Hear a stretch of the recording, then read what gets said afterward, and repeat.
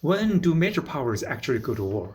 If several signals appear at the same time, the question will no longer be will they fight, but when will it start? So, what signals appeared before the Russian-Ukraine war? Signal 1 from exercise-style build-up to ready-to-fight forward deployment. In spring 2021, Russia first mustered over 100,000 troops near Ukraine's border. The West was shocked, but Russia soon announced a partial withdrawal.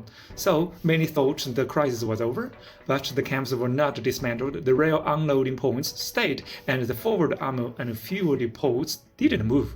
Which means it wasn't a withdrawal, it was laying the pipeline for the next build-up. In October 2021, Russia gathered forces again, forming a three-sided pressure from Belarus, Crimea, and the Eastern Front. For the first time, they pushed field hospitals, communications units, blood plasma reserves, and fuel trucks to the front. Field hospitals to the front line is a very strong signal for war. Signal 2, the opposing camp keeps tightening the pressure.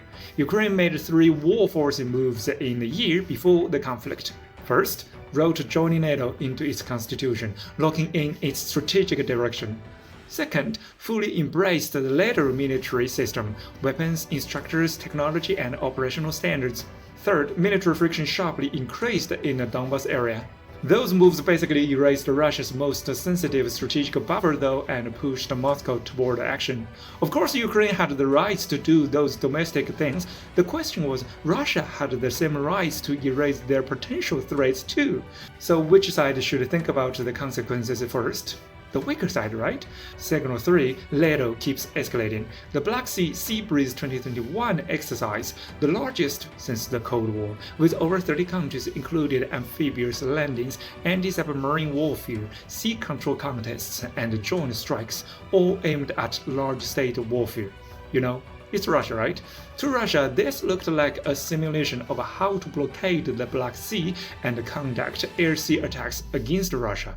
Little troops levels in Poland, Romania, and the Baltic states rose to their highest in nearly 20 years, pushing military presence right up to Russia's borders.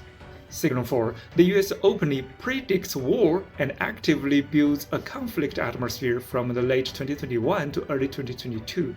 The Biden administration repeatedly announced that Russia would invade Ukraine. This wasn't a prediction, okay? It was the US pushing the conflict forward.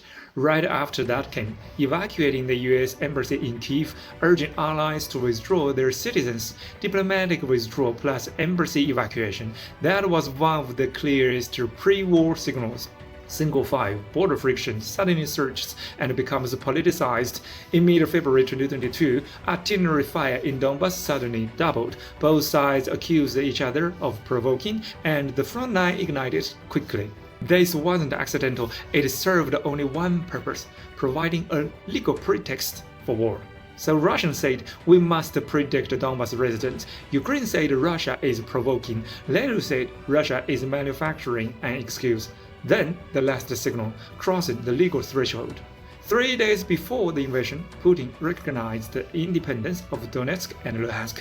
This changed Russia's entry into Donbas from unauthorized border action into peacekeeping at the invitation of 2 sovereign entities. Of course, the West rejected this logic, but in the international politics, this was the moment the war threshold was crossed. After this point, war was no longer an option, it was an outcome. Small countries' wars may look random, but great powers' wars follow patterns.